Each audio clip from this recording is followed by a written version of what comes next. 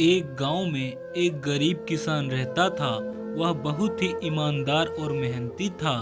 वह अपने छोटे से खेत में काम करता और बहुत ही खुश रहता था।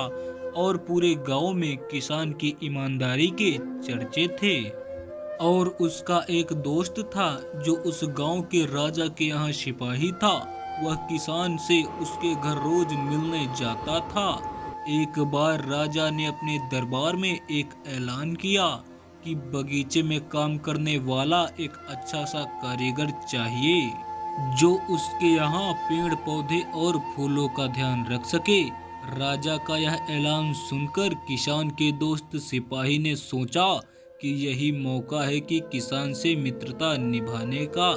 मैं उसे बगीचे में यहाँ काम पर लगवा दूंगा और उसका मेरा साथ भी रहेगा एवं किसान का भला भी हो जाएगा।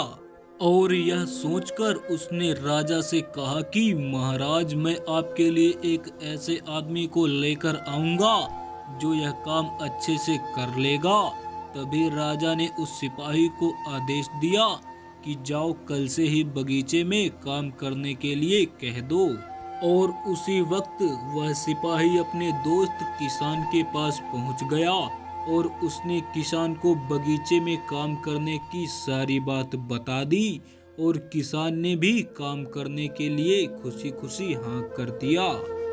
अगले ही दिन अपने दोस्त के साथ राजमहल पहुंच गया। सिपाही उसे राजा के सामने लेकर गया और राजा ने उस किसान को बगीचे की पूरी देखभाल का काम सौंप दिया।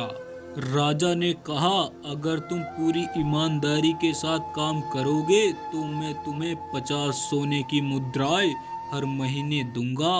किसान खुशी खुशी बगीचे में काम करने के लिए हाँ कर दिया और वह उसी वक्त बगीचे में काम करने लगता है। किसान बगीचे में बहुत दिल लगाकर काम करता था। कुछ दिन बीत गए। किसान ने बगीचे को बहुत सुंदर और हरा भरा बना दिया।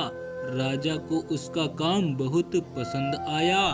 एक दिन किसान बगीचे में कुछ खुदाई कर रहा था तो जमीन के नीचे कुछ महसूस किया। तो उसने खुदाई की तो देखा वहां नीचे एक बड़ी सी संदूक थी। किसान ने संदूक को बाहर निकाला और खोला तो क्या देखा, वह सोने और चांदी से भरी हुई थी। यह देखकर किसान बहुत खुश हुआ और अपनी ईमानदारी दिखाते हुए राजा के पास पहुंचा।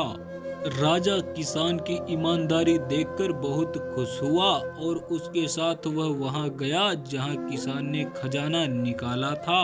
और राजा ने देखा तो कहा, यह खजाना तो हमारे पूर्वजों का है। हम कई वर्षों से इसे खोज रहे थे। खजाना देखकर राजा बहुत खुश हुआ। राजा ने अगले दिन किसान को पूछता है, तुम्हें क्या इनाम चाहिए? किसान बोला, मालिक मुझे कुछ नहीं चाहिए, मेरे पास जो भी है मैं उसी में खुश हूँ। राजा उसकी इतनी अच्छी बात सुनकर और खुश हो गया और उसने किसान को अपना मंत्री बनाने का फैसला किया। किसान ने राजा की बात मान ली और मंत्री बन गया। तो दोस्तों, यह थी हमारी छोटी सी कहानी। अगर हमसे कोई भूल हो गई हो तो आप मुझे क्षमा करें। अगर वीडियो अच्छी लगी हो तो एक लाइक जरूर करें। मिलते हैं अगली ऐसी ही वीडियो लेकर। धन्यवाद मित्रों।